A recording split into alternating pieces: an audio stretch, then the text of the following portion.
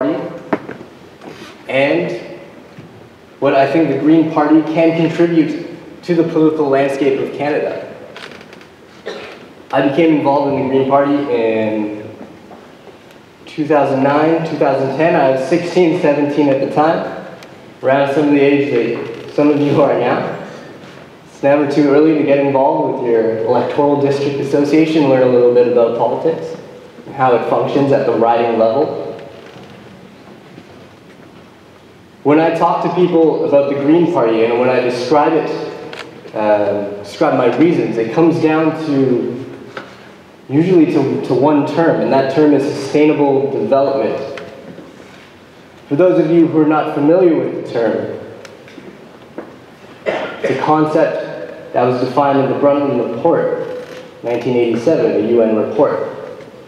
And it is meeting the needs of today without compromising the needs of future generations to meet their own needs. It recognizes that the environment is where we live and that development is everything we do to improve our lives within that. You cannot separate the economy from the environment. There is no economy without our natural environment. The substance that sustains us.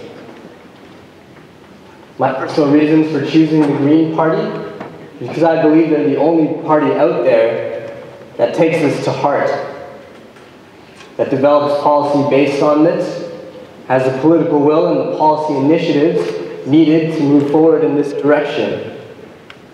A direction that I think is severely lacking in today's political system. Part of what a government does is economic planning. For example, we can choose to continue to invest in fossil fuels. It may be profitable now, but what about in the years to come? Just to compare, investment in renewable energy has increased 17% worldwide in 2014. It's still not a huge market. I'm not claiming that it is worldwide, but it is growing. And in that growth is an opportunity for us, for research, for new technologies, for new jobs. Maybe we should start diversifying our energy resources. Another role of the government is organizing our societies.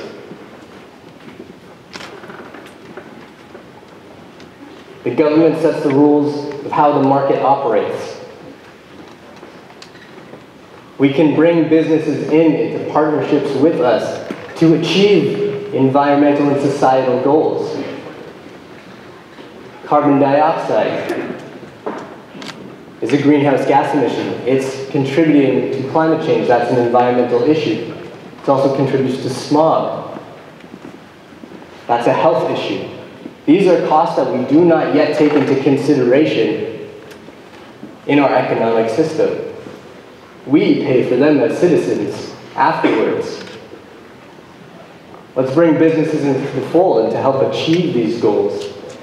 We can put a price on carbon. We can do that. It's relatively easy. Let businesses know that you pay for pollution.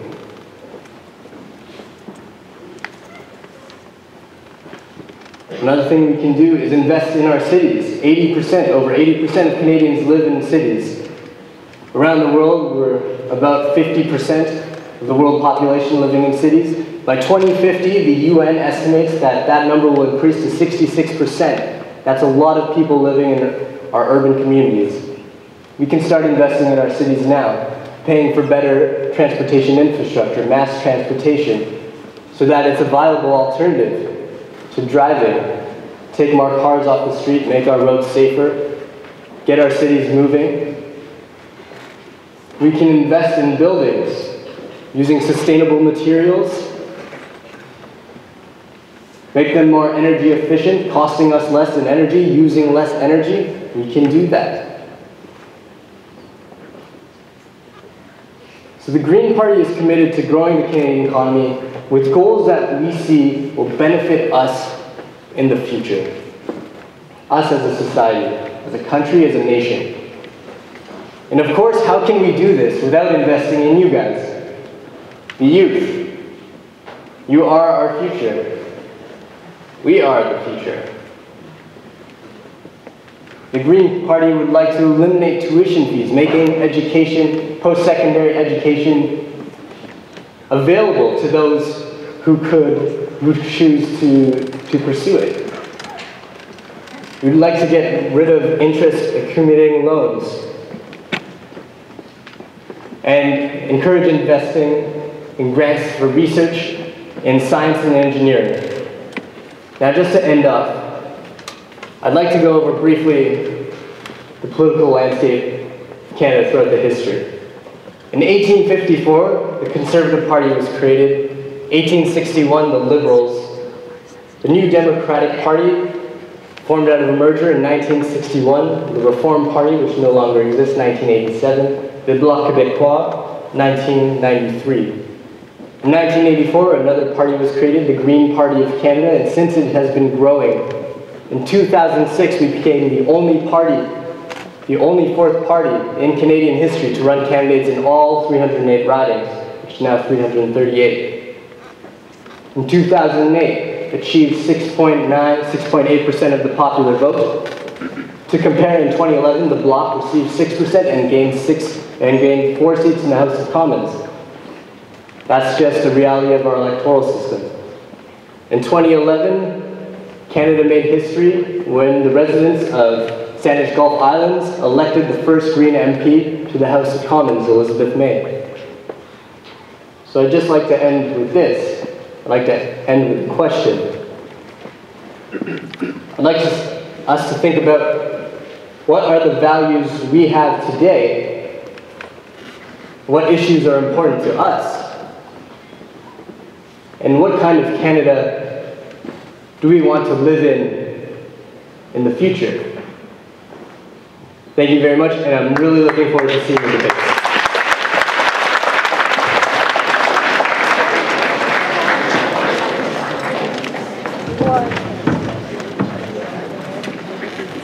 Thank you, Mr. Russell. So, as I mentioned earlier, unfortunately, Mr. Chelliah is still stuck in traffic, I guess. Maybe that's something the candidates can look at, traffic. Or maybe you guys did that on purpose. So, anyway, I would like to be serious for a moment and take this opportunity to thank Mr. Esau and Mr. Russell for taking the time out of their very, very busy schedule and campaign time to be with us here today, part of our wonderful mock election debate. I would like to thank them for sharing their information, for helping our students become better informed about the political parties, and on behalf of all of us, we wish both of you best of luck in your election on October 19th. So let's give them a big round of applause. At this point, I would like to call upon Mr. Parker, high school principal, for a presentation for Mr. Esau and Mr. Russell. If you could please come up to the front, and Mr. Armstrong as well, please.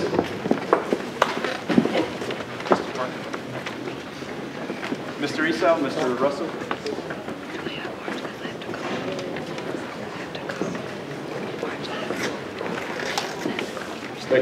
Take a moment to get a photo here, please.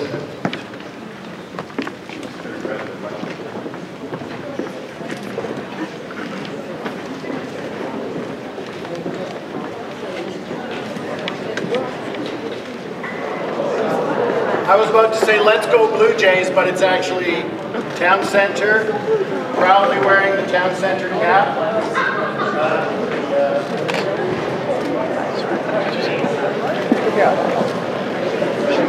I thought there was not light Right, sorry.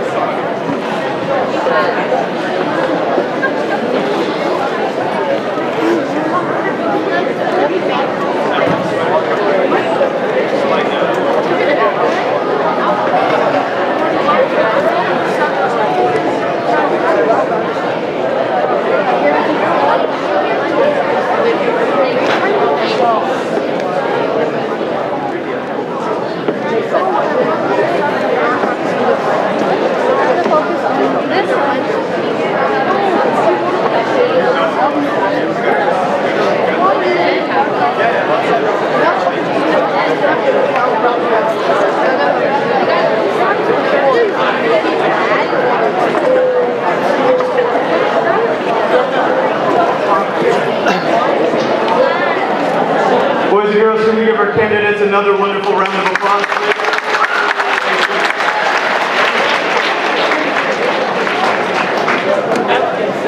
And now, the moment that our four wonderful debaters have been waiting for, I would like to call upon Mr. Russell Ash, Elementary Vice Principal, who is going to be our moderator for our mock election debate. Please welcome Mr. Ash.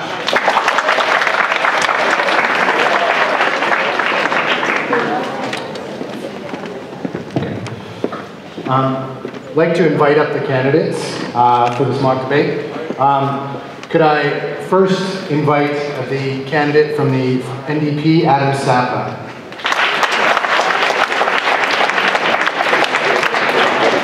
Adam's friends describe him as the perfect combination of intellectual rock star with wicked hair. Adam is a champion of the people who cherishes the advances of social services. Welcome, Adam.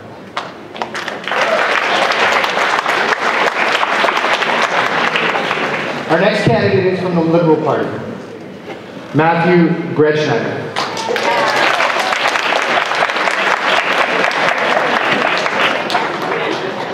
On top of being the biggest history and geography fan in the world, Matthew intends to keep on rocking in the free world. He champions what he calls the balanced and well-rounded ideologies of the Liberal Party. Welcome. Next, I'd like to invite up Joshua Vatir from the Conservative Party.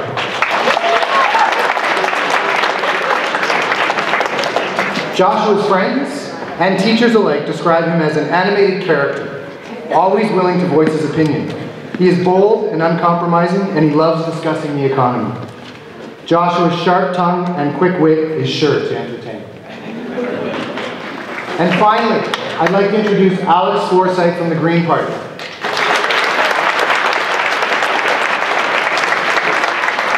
An avid and skilled writer and actor who is deeply invested in the fields of art and drama.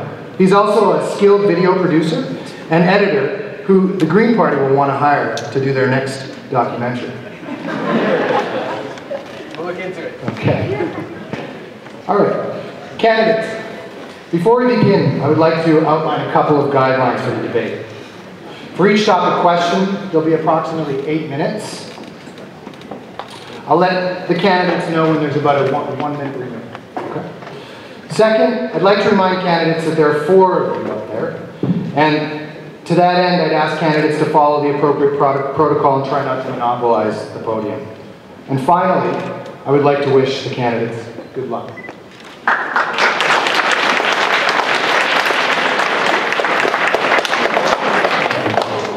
Now for our video clip of the first question from our students on the topic of the environment.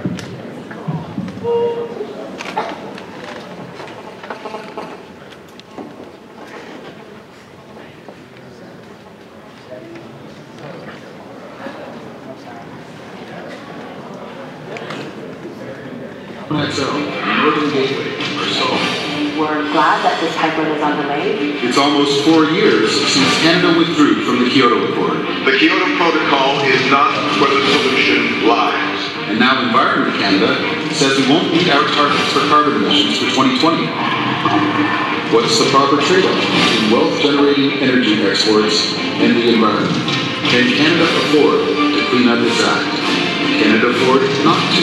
My name is Caitlin, and we have a question for you, the debaters. How will your party help Canada meet and surpass the environmental standards set by other developed countries?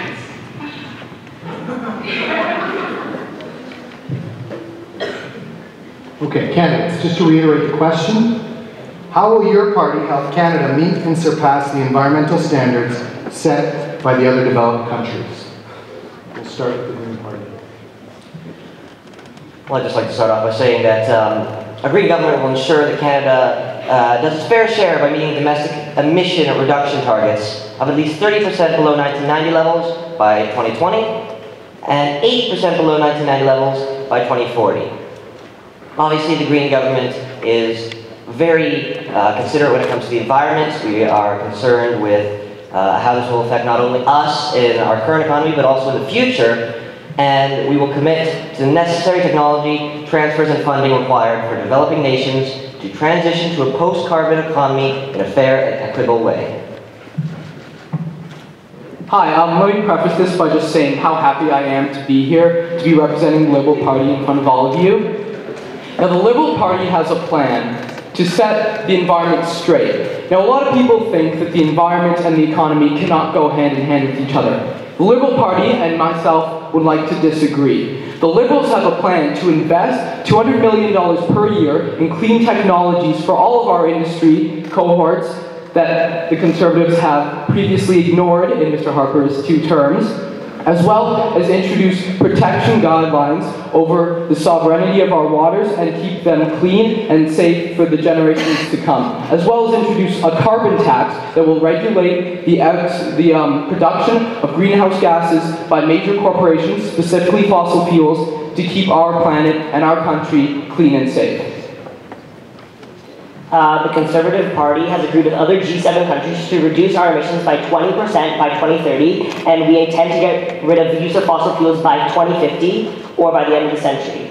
We also promised to invest $200 million into environmental projects that will protect our environment and natural habitats. As was mentioned by Mr. Brett Schneider, the current Conservative government has tried to lead us to believe that environmental sustainability and economic growth are mutually exclusive. I'm here to tell you that this is simply not the truth. An NDP government would keep this balance by, number one, raising carbon emissions and redirecting $1 billion from the fossil fuel industry into investing in renewable sources of energy. Thank you. Question number 2. The next topic.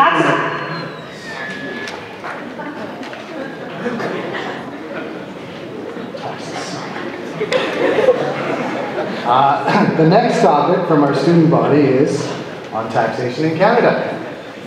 How will your party address Canada's deficit in your plans for the nation's economic infrastructure? Maybe we'll start with the NDP party on the other side. The NDP believes that it is time to stop the irresponsible short-term spending that has resulted in Canada running 6 deficits, straight deficits, under the Conservative government, and focus on balancing the budget and creating long-term goals that can sustain our future. The Conservative Party has already balanced the budget a year ahead of schedule, and we are now a $1.2 billion surplus. We plan to continue with low taxes in Canada, and Harper has just announced a tax lock for the next 4 years that taxes cannot be increased. As my friend Mr. Sapp has mentioned, the Conservative Party has managed to not only run 6 deficits in our time, but also taken our precious tax dollars that we would expect would come back to hardworking families, supporting the middle class, the largest group of our population, has instead gone to oil companies and businesses that don't even support Canadian interests, but interests outside of Canada. The Liberal Party has a plan to reduce taxes on the middle class and increase taxes on those who can afford it, those who make more than $200,000 a year, and we will hope to return to a country that has a balanced economy with good levels of taxes that will provide a sustainable infrastructure for the future.